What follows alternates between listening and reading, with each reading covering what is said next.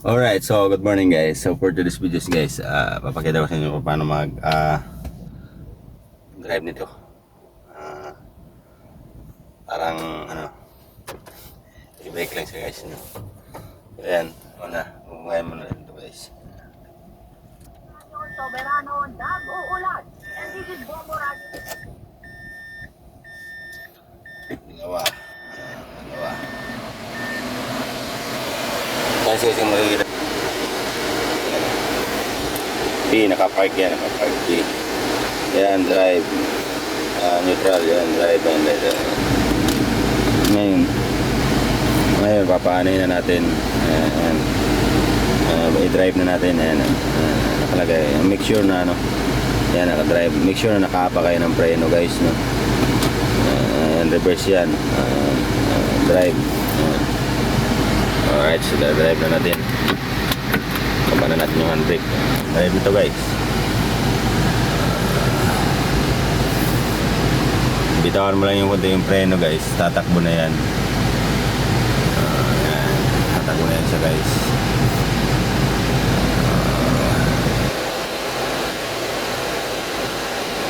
Search muna tayo guys. Yan, drive na yan guys.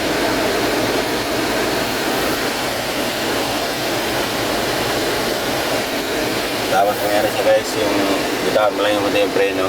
Tatakbo na. Malakas yung power niya. Guys tayo.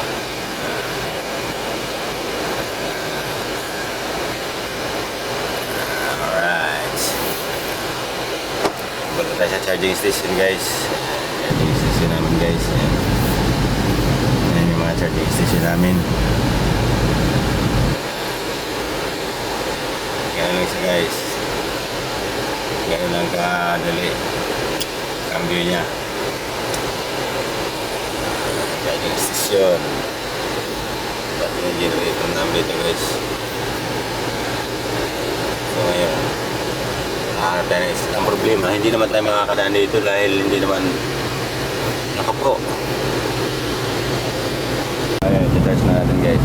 Parang nananalig sa ginahan.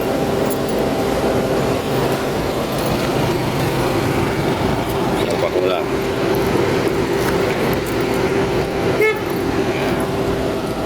Charge na yan. Tingnan natin dito. Oops. No. Ito pala. Charging field guys, ayusin ko lang. So yun guys, nakapag-charge na tayo guys. Lumipat tayo ng ibang guys. Parang cellphone lang din siya guys. So based on my experience, 10 hours ang itatagal niya guys sa pag-charge. Sa operation, mag-full charge na mga 10 hours. Dapat mga 20% bumalik ka na sa charging station para hindi kabot ng lupat sa daan. Alright. Good morning guys. Follow and share mga followers dyan. Alright. Oh my God!